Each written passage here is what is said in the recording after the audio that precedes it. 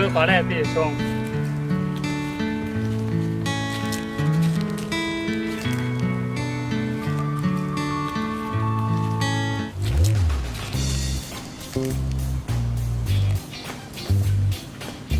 มาเลยไม่อย่างนั้น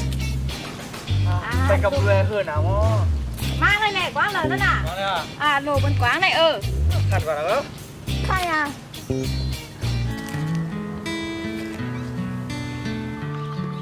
น้องโมลพร้อมพี่ตีเขาพระทำตรงไหนตัวเด็กจำปีหรือก ะแล้วต้องบริการลูก ชาวบ้านหากันจำกันนอก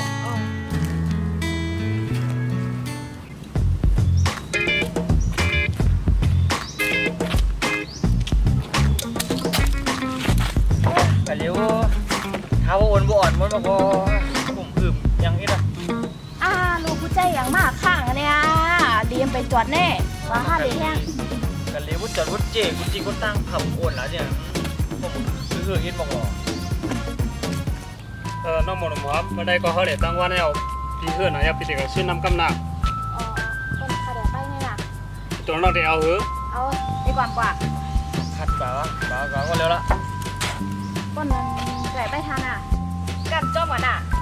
ทำหมดจบก่อนเลย กันจ้องก่อนสินะ เยอะเลยหรือจะเจ๊เจ๊หรือว่าขัดน้ำไม่ได้เลย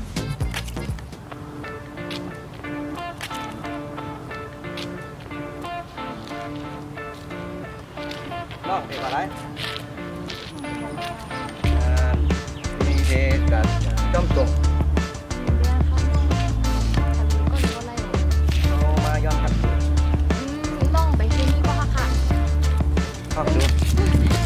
พี่หงเหรอฮัน เฮ้ยเจ้าได้กูเอา เขาหันดีเลยเขาดีกับจ้อมถุงโมลพร้อมดีมันเกี่ยวสังสูสูอย่าไปมาเก้ามาโมลพร้อมนับว่า หมูหนุ่มหอมเข้าเด็ดทุบกันขึ้นอยู่ก้อยเด็ดหู้รองเอากว่าทางเดือนชูนะหู้นำกว่า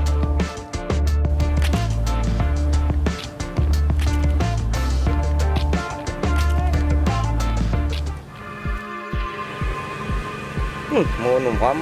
มันมันกวายก็มันได้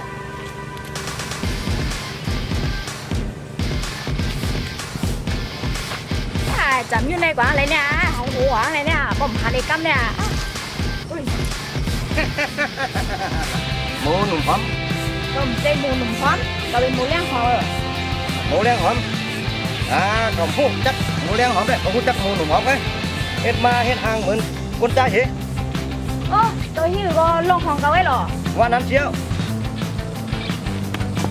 เอาตีฮะแน่ เข้ามาเลย เห็นนั่งยิงในขำยำพี่นะมาแล้วกูมาแล้วมา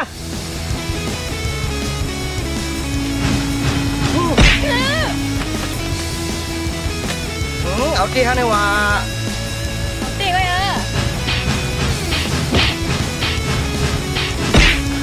เอาตีแน่นอ เอามาเลย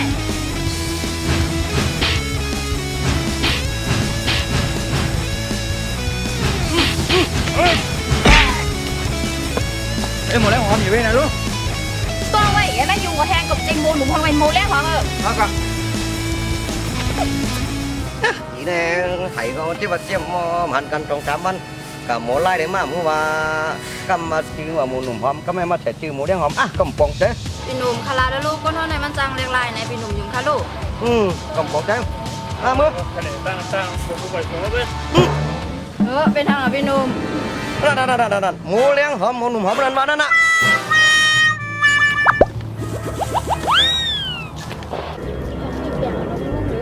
พี่ก็ว่า มันแก้หมูหนอก ก็เหมือนนั่นนะ เมื่อเนี่ยหายเดียวโคพิษเปิดดาเชอยู่ดีกับหมอก็ใจกันเมื่อเนี่ย ไปรอว่าเก่าได้ทำที่นี่ อย่าไปพิษวันดีเลยอยู่ดีก็นั่งยิงเปิ้นแต่งตัวห่างดีมือเด้อแต่งตัวนั่นแหละก็บ่ที่เปิ้นจับกับหมอนั่นบ้านหาก็ปีมาเหมือนกันก็ชื่อหมูหนุ่มหอมกับหมูแดงหอมนะก็ได้สิน้อง อยู่